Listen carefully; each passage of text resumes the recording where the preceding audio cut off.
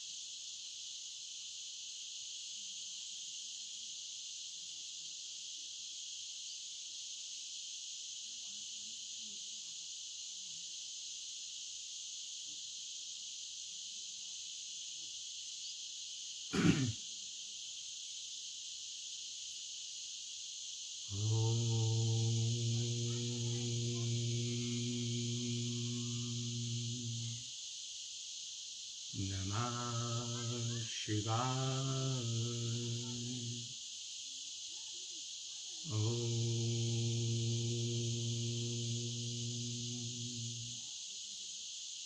नमः शिवाय। ओम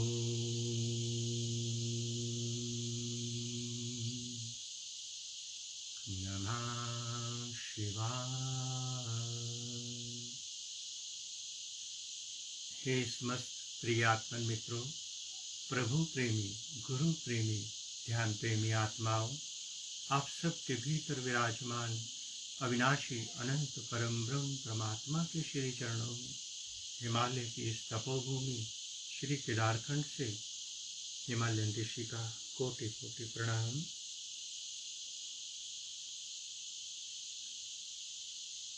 प्यारे मित्रों, प्यारे साथियों, आज भीतर की माँ भगवती कुंडलिनी शक्ति, मेरे भीतर के जो सदगुरु हैं माँ भगवती कुंडलिनी शक्ति,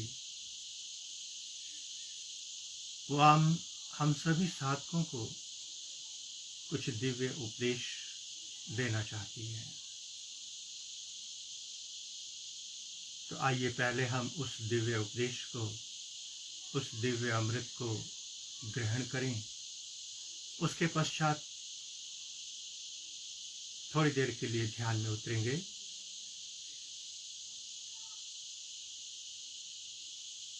ना मेरे पास अपने शब्द हैं, ना मेरे पास ज्ञान, ना बुद्धि, ना विवेक, ना भक्ति, ना ध्यान, कुछ भी नहीं है मेरे पास। फिर भी जो हम बोलने जा रहे हैं वो हम नहीं, वो वाणी मेरे भीतर के सदगुरुदेव माँ भगवती कुंडलिनी शक्ति की है।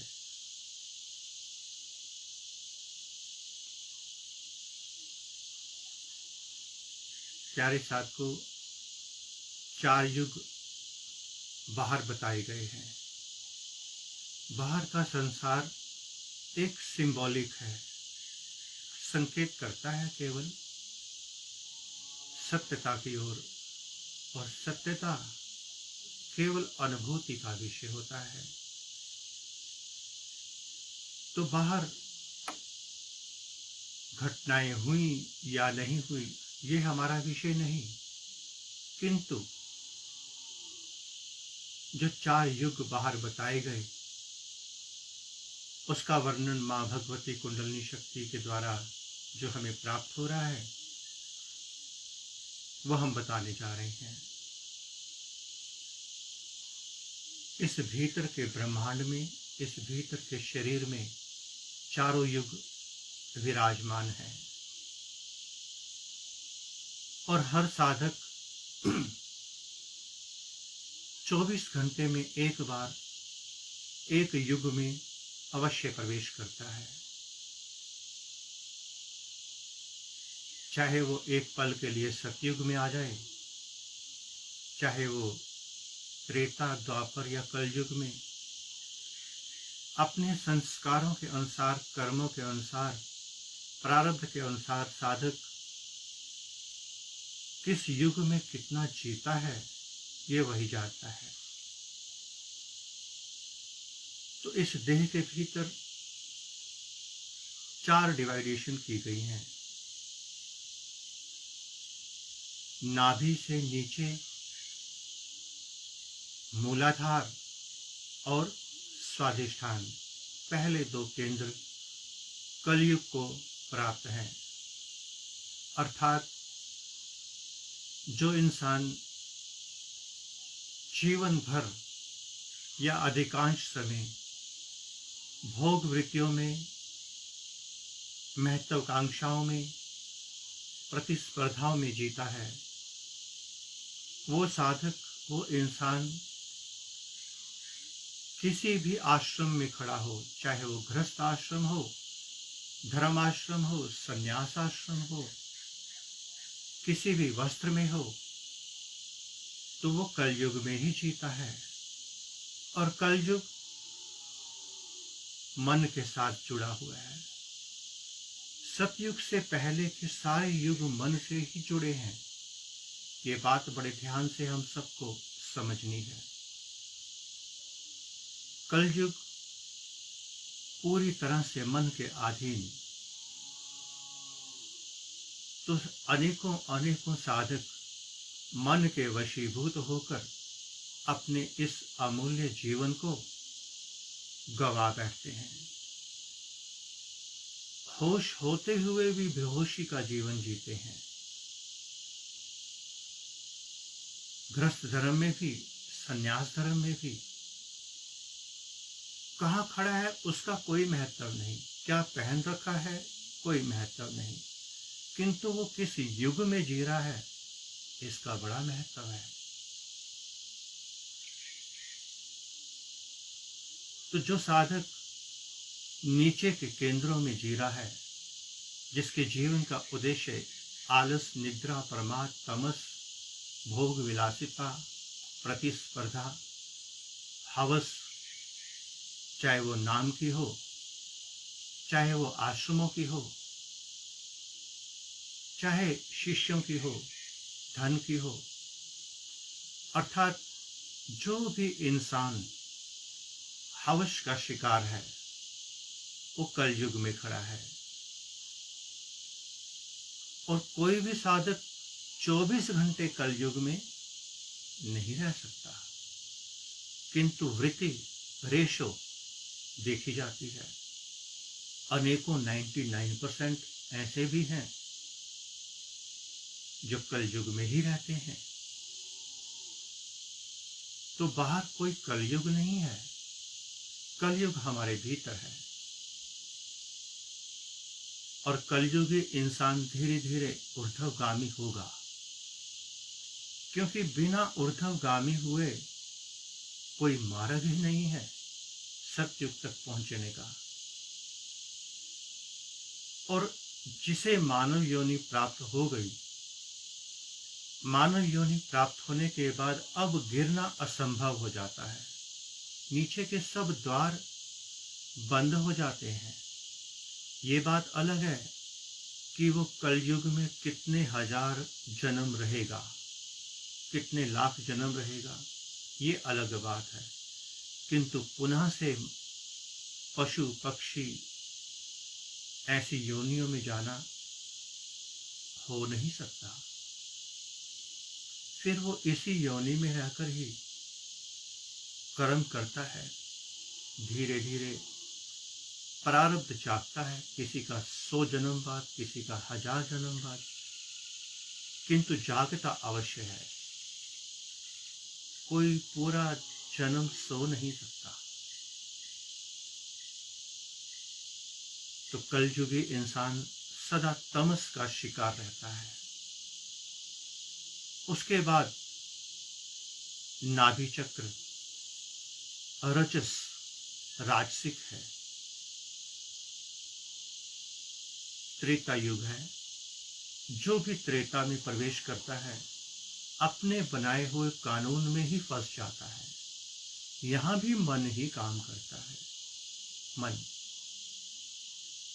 क्योंकि सतयुग से पहले जितने भी युग हैं वो मन से संचालित हैं, मन से बंधे हैं, और मन से पार जाने के लिए सतयुग में प्रवेश करना पड़ता है। तो नाभि चक्र हमारा त्रेता युग है। तो इस त्रेता युग में हम अपने ही ताने बाने बुनते हैं, अपने ही सिद्धांत बनाते हैं, कान के कच्चे होते हैं, बस दूसरों की बातों पे विश्वास करते हैं, धर्म और अधर्म के बीच में जीते हैं। परमात्मा का लेना देना कोई दूर दूर तक नहीं होता। धर्म और अधर्म कलयुग से थोड़ा सा ऊपर। तो जब हम त्रेता युग में प्रवेश करते हैं, आज अपने ही नियम बनाते हैं, कल अपने ही नियम तोड़ देते हैं, अपने ही संकल्प बनाते हैं, अपने ही संकल्प अर्थात संकल्प और विकल्प की दुनिया में हम जीते हैं। किंतु इसमें त्रेता युग में रेशो पॉजिटिव की, धर्म की ज्यादा रहती है। कलयुग में नेगेटिव की, अधर्म की रेशो ज्यादा रहती है। धर्म और अधर्म मन के दो सिक्के हैं, मन के दो पहलू हैं, जिनका अध्यात्म से कोई दूर दूर तक संबंध नहीं, दिन और रात की तरह है। धर्म की स्थापना अधर्म पे हुई है, अधर्म की स्थापना धर्म पे हुई है। तो कलयुग लगभग अधर्म पे खड़ा है, अंधकार पे खड़ा है। थोड़ा सा हम और आगे बढ़ते हैं तो हम त्रेता युग में प्रवेश करते हैं, जहां अधर्म तो साथ में है ही, किंतु धर्म थोड़ा ज्यादा हो जाता है। किंतु यहां भी परमात्मा कोसों दूर है, क्योंकि यहां दिव्यता नहीं, दिव्य दृष्टि नहीं, परमात्मा नहीं। तो हम सभी साधक कभी प्यास के लिए तड़प उठते हैं, कभी विरह के लिए, कभी त्याग के लिए, और थोड़ी देर बाद सब पे पानी फेर करके फिर हम कलयुग की तरफ कलयुगी हो जाते हैं। किंतु कलयुग से फिर भी बेटर है। कलयुग तो पूर्ण रूप से तामसिक है, तमस का, और त्रेता रजस है। अपने स्वार्थ सिद्धि के लिए वो कुछ भी करता है, फिर भी उसमें कुछ अंश, काफी ज्यादा अंश धर्म का रहता है। किंतु जहां भी धर्म जुड़ गया, उसका दूसरा पहलू अधर्म उसके साथ ऑटोमेटिकली जुड़ गया। कुछ साधक त्रेता युग को क्रॉस करके द्वापर युग की तरफ प्रस्थान करते हैं, हृदय चक्र और कंठ की तरफ, विशुद्ध और हृदय चक्र की तरफ। यौगिक नाम हमें याद नहीं रहते, भूल जाते हैं। किंतु जैसे ही कोई साधक त्रेता से निकल के द्वापर की तरफ प्रवेश करता है, तो वहां धर्म की मात्रा कुछ ज्यादा अत्यधिक बढ़ जाती है, किंतु अधर्म फिर भी साथ जुड़ा रहता है। यूं कहिए 90% धर्म और 10% अधर्म। तो यहाँ आने के बाद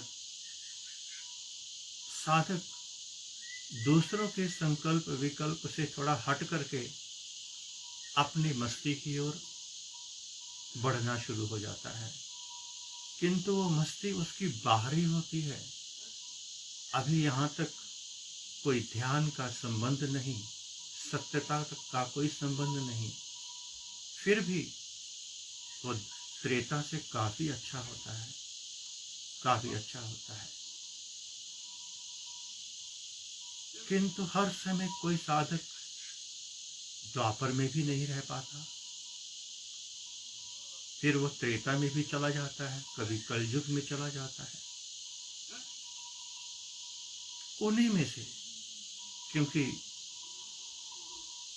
छंटनी होती रहती है, परीक्षाएं होती रहती हैं, कोई विरला जंप लगा करके अपने सिर को अपनी हथेली पर रखकर अपने प्राणों की बाजी लगाकर कोई आगे निकल जाता है। जैसे ही वो आगे निकलता है, सीधा ध्यान की ओर, शिव नेत्र की ओर प्रवेश करता है। फिर उसके धर्म और अधर्म, उसके सारे संकल्प और विकल्प, ये सारे मन से जुड़े थे, मन की देन थे, मन की उलझन थे। सब से निकलकर आज्ञा चक्र, सनातन धर्म, सत्यता, सतयुग की ओर प्रवेश करता है। फिर वहां बाहरी ज्ञान काम नहीं आता, क्योंकि सतयुग का अर्थ है ऐसा युग जिसमें केवल सत्य है, और सत्य बाहर से प्रमाणित नहीं किया जा सकता, बाहर से जाना नहीं जा सकता, किसी किताब पर आधारित नहीं, किसी तथ्य पर, किसी तर्क वितर्क पर आधारित नहीं। सत्य तो स्वयं की खोज है। तो कोई कोई साधक सतयुग की तरफ प्रवेश करता है, कोई, यूं कह लीजिए कि करोड़ों में से कोई एक आध, सारे नहीं करते। कोई एक आध उस सतयुग की ओर चल पड़ता है, शिव नेत्र की ओर। अभी भी यात्रा सतयुग तक खड़ी है, अभी भी वो सीमाओं में है, किंतु मन नीचे गिर गया। फिर वो साधक जब ध्यान में प्रवेश करता है, सतयुग में प्रवेश करता है, अपने भीतर बैठे परमात्मा को, अपने भीतर के सद्गुरु को उघाड़ने लगता है, अपनी प्यास को जगाता चला जाता है।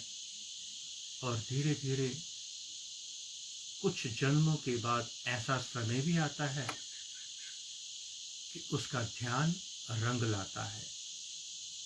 अब उस ध्यान के भीतर से एक कमल खिलता है, सहस्त्रदल कमल,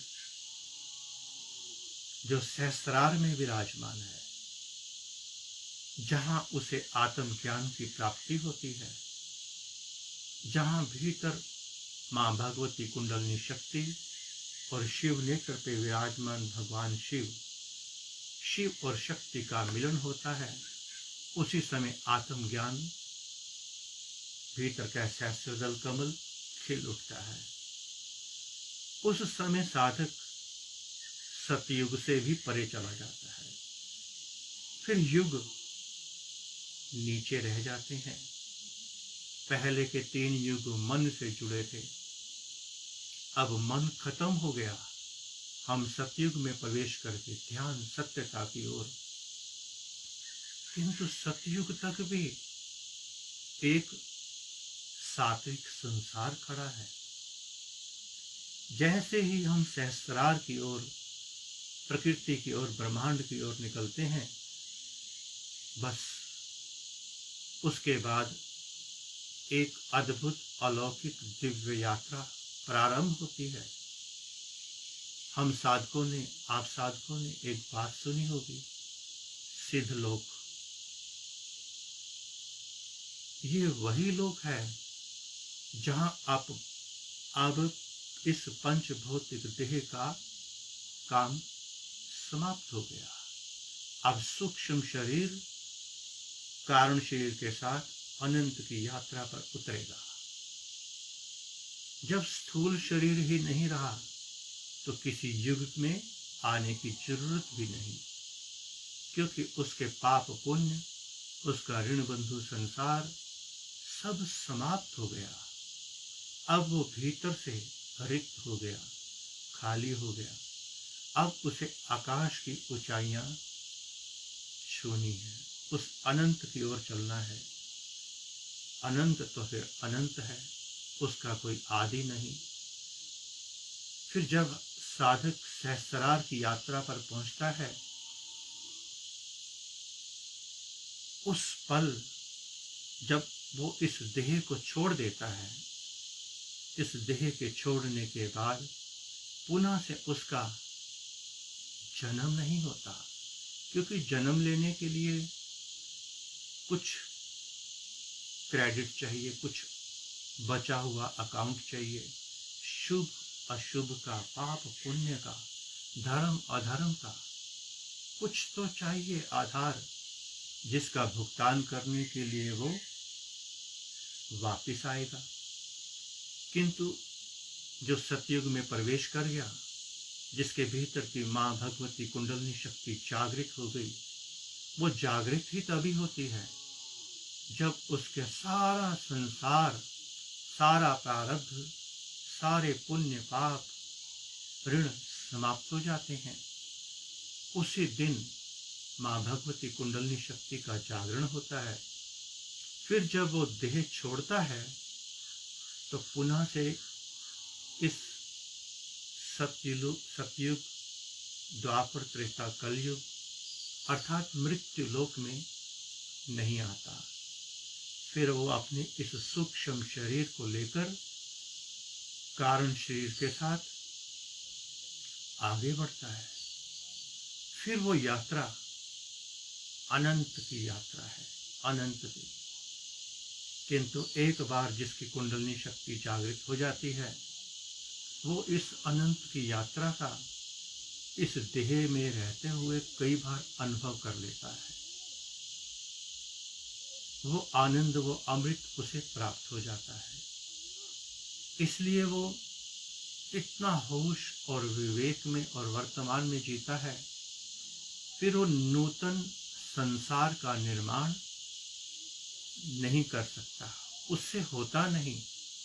फिर वो मात्र मस्ती में जीता है। आश्रम बन जाता है, जी लेता है। आश्रम नहीं बनता तो जी लेता है। अब इस शरीर को जीने के लिए साधन सुविधाओं की इतनी आवश्यकता नहीं रही। आवश्यकता तो है, छत भी चाहिए उसे, भोजन भी चाहिए, बीमारी में दवाई भी चाहिए। वो इन सब की जरूरतों के लिए नहीं जीता, वो जीवन को जीने के लिए जीता है। तो प्यारे मित्रों, प्यारे साथियों, आप किस युग में जी रहे हैं? सतयुग में?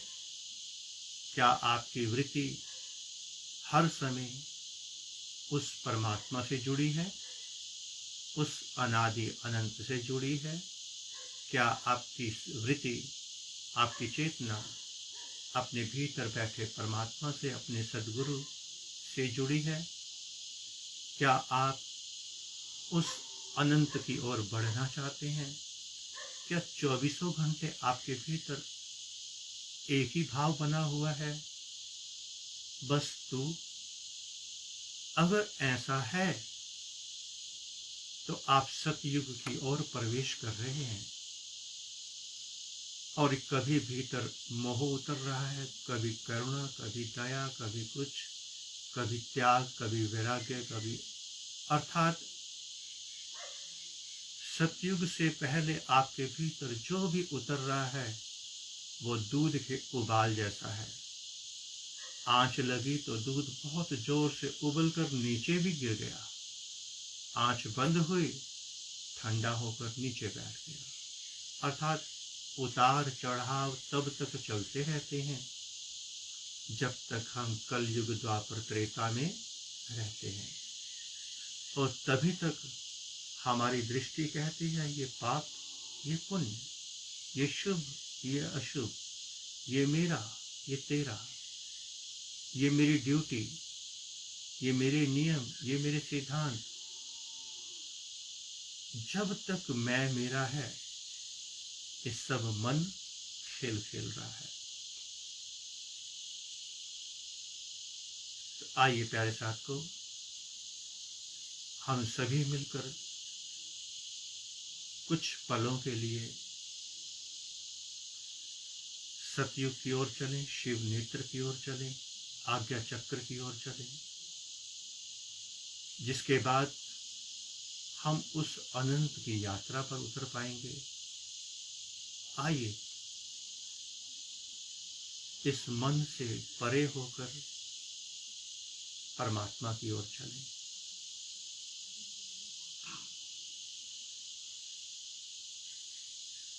आप सभी साधक, हम सभी साधक थोड़ी देर के लिए ध्यान में उतरेंगे।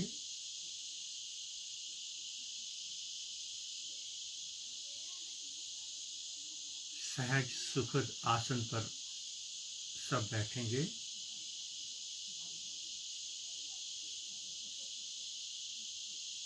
अपने आप को मन, बुद्धि, इंद्रियों से, बाहर के संतों, महात्माओं, गुरुओं, गुरु ज्ञान, गुरु मंत्र, देवी देवता, भगवान, जानकारियों, पहचान से अलग कर लेना। यदि सतयुग की ओर बढ़ना है तो मन को किनारे कर देना।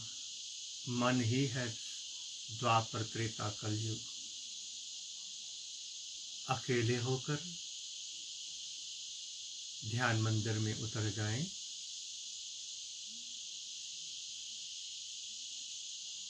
पूरी तरह से परमात्मा को समर्पित होकर बैठेंगे।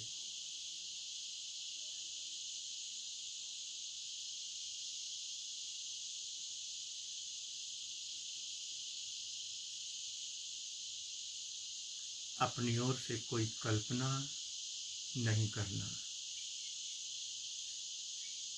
मन के दिए हुए गुरु भी मन ही है। बाहर का गुरु, देवी देवता, भगवान सब मन की देन है। तो मन के दिए हुए किसी मंत्र को नहीं जपेंगे।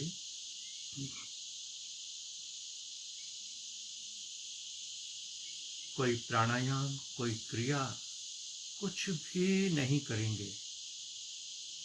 मन करवाना चाहता है, उलझाना चाहता है, मन की किसी बात में नहीं आएंगे।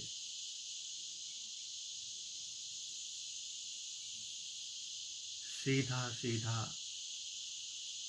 अपने भीतर बैठे परमात्मा, अपने भीतर के सद्गुरुदेव की ओर मुड़ेंगे।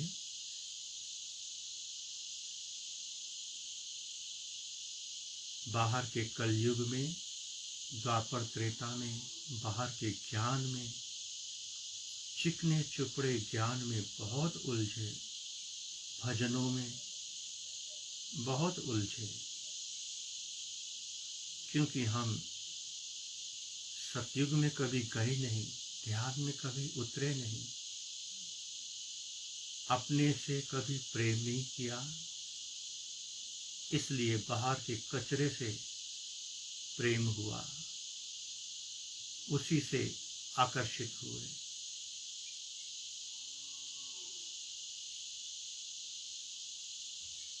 पाँच मिनट के लिए पूरी तरह से मौन होकर ध्यान में बैठेंगे,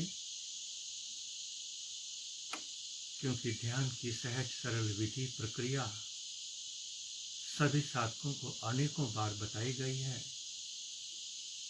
शब्द महाडस्ट है। थोड़ी देर के लिए इस डस्ट को साफ कर देंगे। आइए मौन, मन से परे, साक्षी दृष्टा होकर होश विवेक जागृति से शिव नेत्र में उतर जाएं।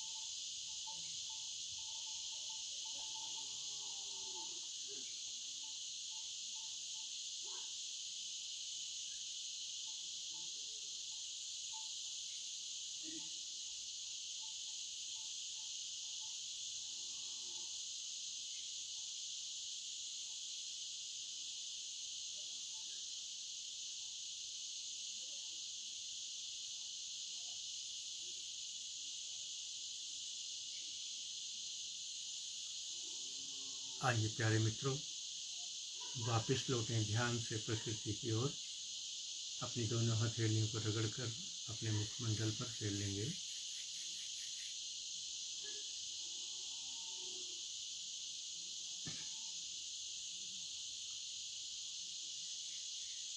प्रभु के आशीर्वाद से हम सभी को ध्यान में बैठने का सौभाग्य मिला। आइए सभी मिलकर प्रभु की अपार कृपा का धन्यवाद करें।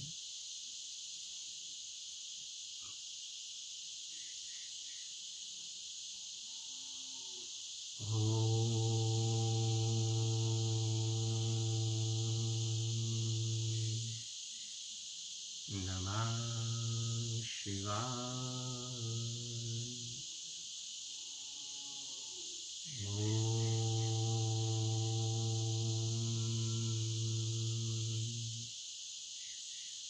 नमः शिवाय।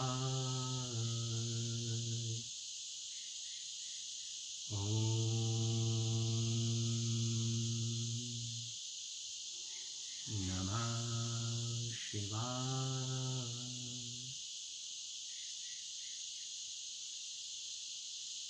प्यारे साथियों, परमात्मा की अपार कृपा से हम सभी को बहुत जल्द माँ भगवती के नवरात्रों के समय में शायद इकट्ठे मंत्र साधना ध्यान शिविर में उतरने का सौभाग्य मिले। हमारा प्रयास और प्रार्थना है शेष समय जाने और परमात्मा जाने। प्रवेश केवल प्यासों को ही देंगे जो सच में परमात्मा की ओर बढ़ना चाहते हैं, जिनके भीतर कोई शिकवा शिकायत नहीं है। वो चाहे गरीब हो या अमीर, हमारे लिए एक समान है। कोई फीस दे सकता हो, कम दे सकता हो, ना दे सकता हो, इसका कोई महत्व नहीं होगा। महत्व तो इंसान की परीक्षा का, उसकी बुद्धि का, उसकी पवित्रता का होगा। जो साधक हर समय आज अभी इस पल में जीता है, वर्तमान में जीता है, वो सतयुग में जीता है, और जो कल में जीता है वो कलयुग में जीता है। आइए आपको बाहर की प्रकृति का थोड़ा सा दर्शन करा दें, उसके बाद हम इस ध्यान के सेशन को विराम देंगे। सभी अपने आसन को प्रणाम करके प्रकृति की ओर बढ़ेंगे।